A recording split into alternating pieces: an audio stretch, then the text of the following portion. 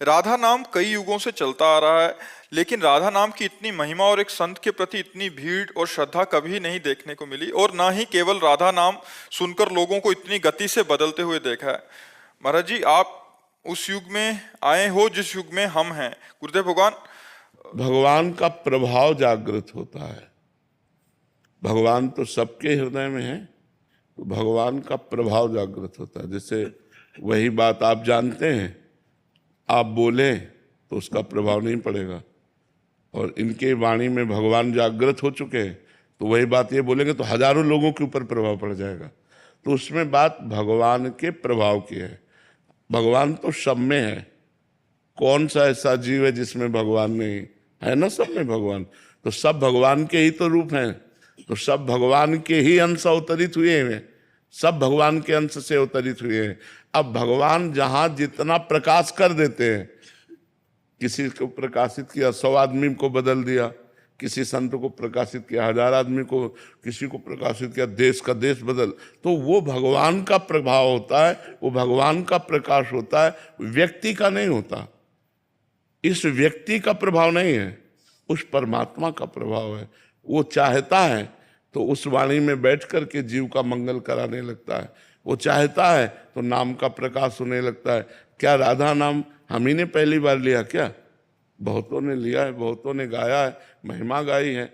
अब उनको यहाँ से प्रकाशित करवाना है, तो जब बोला राधा तो करोड़ों लोग बोल रहे हैं राधा राधा, है ना। तो वो भगवान का प्रकाश है, वो भगवान का प्रभाव है, अवतार नहीं, अवतार नहीं, भगवान का प्रभाव। भगवान तो सब में, और भगवान जब अवतार लेते हैं तो अपनी अनंत शक्ति से लेते हैं।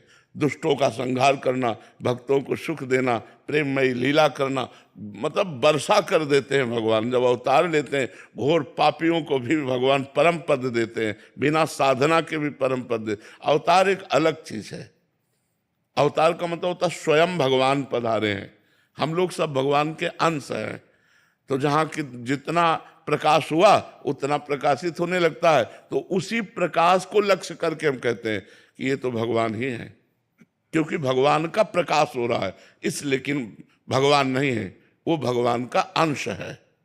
भगवान तो जब अवतरित होंगे तो हाहाकार मच जाता है। देखो 6 दिन के थे, 6 कोस में जिसका शरीर पड़ा था, ऐसी पूतना को 6 दिन में मार दिया, नहीं मार दिया?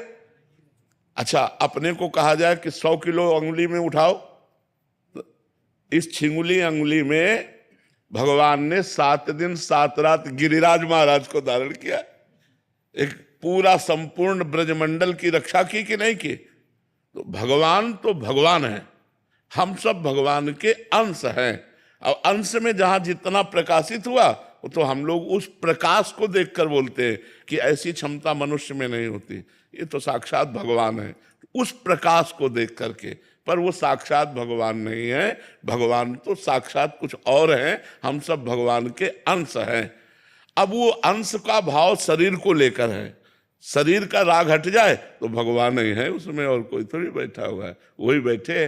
गंगा जल का अंश चम्मच में आया तो हम गंगा जल तो कहेंगे उसे, टैंकर में आया तो गंगा जल कहेंगे, लेकिन टैंकर और चम्मच वाले गंगा जल में अंतर होगा। चम्मच वाले में डुबकी नहीं लगा सकते, टैंकर वाले में डुबकी लगा सकते हैं। यद्यपि गंगा जल से अलग हुआ है, पर उसमें अधिक मात्रा है। ऐसे ही अंश में अलग अलग प्रभाव होते हैं। कि अब एक अंश है भगवान के बड़े बड़े ऋषि मुनि जो आकाशचारी हैं,